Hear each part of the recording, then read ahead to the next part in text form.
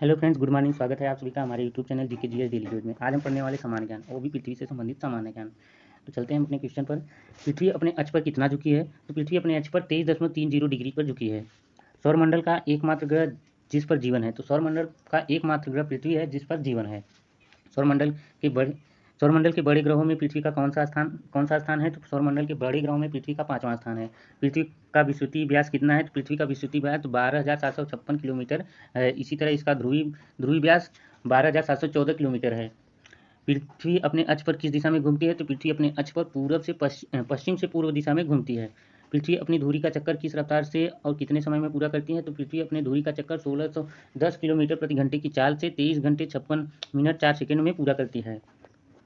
पृथ्वी की किस गति से दिन और रात होता है? तो पृथ्वी की घूर्णन गति से दिन और रात होता है। पृथ्वी की किस गति से साल बनते हैं? तो पृथ्वी के परिक्रमण गति से साल बनते हैं। सूर्य की परिक्रमा करने में पृथ्वी का कितना समय लगता है? तो सूर्य की परिक्रमा करने में पृथ्वी 365 दिन 5 घंटे 48 मिनट 46 सेकंड यानी 365 दिन 6 घंटे लगते हैं। पृथ्वी को सूर्य की एक परिक्रमा करने में लगे वक्त को क्या कहते हैं? पृथ्वी को सूर्य की एक परिक्रमा करने में लगा समय सौर वर्ष कहलाता है।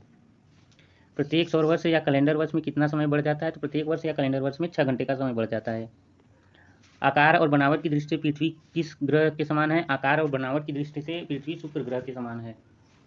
पृथ्वी को नीला ग्रह किस कारण से कहा जाता है? तो पानी की उपस्थिति के कारण पृथ्वी को नीला ग्रह भी कहा जाता है। सूर्य के बाद पृथ्वी का सबसे निकट तारा कौन सा है? तो सूर्य के बाद पृथ्वी का सबसे निकट तारा प्रॉक्सिमा सेंचुरी है। पृथ्वी का एकमात्र उपग्रह कौन है? तो चंद्रमा पृथ्वी का एकमात्र उपग्रह है। चंद्रमा की सतह और उसकी आंतरिक स्थिति का अध्ययन करने वाला विज्ञान कहलाता है। तो चंद्रमा की सतह और उसकी आंतरिक स्थिति का अध्ययन करने वाला विज्ञान सेलेनोलॉजी कहलाता है।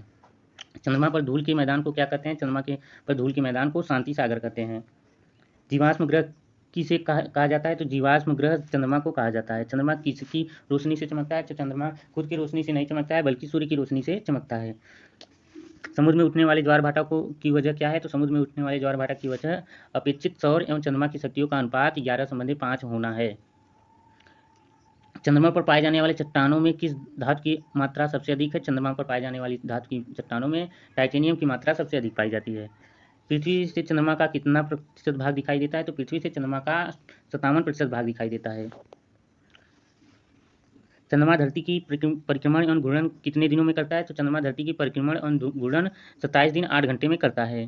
चंद्रमा का सबसे ऊंचा पर्वत कौन सा है? चंद्रमा पर सबसे ऊंचा पर्वत लिबनिट्स पर्वत है।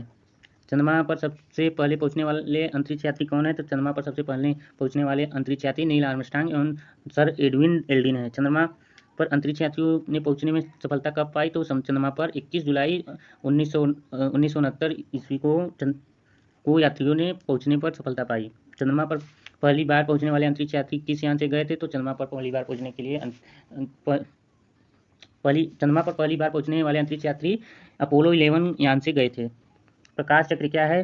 तो प्रकाश चक्र ऐसी काल्पनिक रेखा है जो पृथ्वी के प्रकाशित और अप्रकाशित हिस्सों को बांटती है।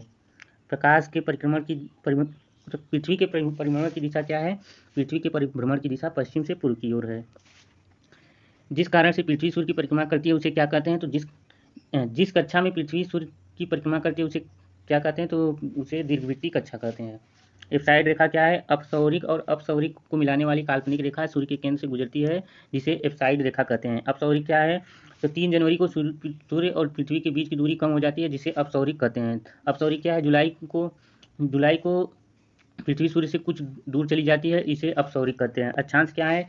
यह ग्लोब पर पश्चिम से पूर्व की ओर खींची गई एक काल्पनिक रेखा है, जिसे अंश में प्रदर्शित किया जाता है। किस रेखा को शून्य अंश की स्थिति माना जाता है? तो विषुवतीय रेखा को शून्य अंश की स्थिति माना जाता है। देशांतर क्या है? यह ग्लोब पर उत्तर से दक्षिण दिशा की ओर खींची जाने वाली काल्पनिक रेखा है। किस स्थान पर समय ज्ञात किन रेखाओं के आधार पर किया जाता है? तो देशांतर रेखाओं पर समय ज्ञान रेखाओं के आधार पर किया जाता है। दो देशांतर रेखाओं के बीच की दूरी को कहते हैं, दो देशांतर रेखाओं के बीच की दूरी को गोरे कहते हैं। सूर्य ग्रहण क्या है? जब कभी दिन के समय सूर्य और पृथ्वी के बीच चंद्रमा आ जाता है जब कभी दिन के समय सूर्य और पृथ्वी के बीच चंद्रमा आ जाता है तो सूर्य की चमकती सतह चंद्रमा की वजह से दिखाई नहीं पड़ती है, इसे सूर्य ग्रहण कहते हैं। पूर्ण सूर्य ग्रहण किस दिन होता है? तो पूर्ण सूर्य ग्रहण अमावस्या के दिन होता है। चंद्र ग्रहण क्या है? जब सूर्य और चंद्रमा के बीच पृथ्वी आ जाती है तो सूर्य की पूरी रोशनी चंद्रमा पर नहीं पड़ती, तो इसे चंद्र ग्रहण कहते हैं। पूर्ण चंद्र ग्रहण किस दिन होता है? तो पूर्ण चंद्र ग्रहण पूर्णिमा के दिन होता है। समय का निर्धारण कैसे किया जाता है? एक देशांतर का अंतर होने पर समय के में 4 मिनट का अंतर होता है। एक देशांतर का अंतर होने पर समय में 4 मिनट का अंतर होता है। चूंकि पृथ्वी पश्चिम से पूर्व की ओर घूमती है, इसलिए पूर्व की ओर बढ़ने पर प्रत्येक देशांतर पर 4 मिनट बढ़ जाता है और पश्चिम जाने पर प्रत्येक देशांतर पर 4 मिनट घट जाता है।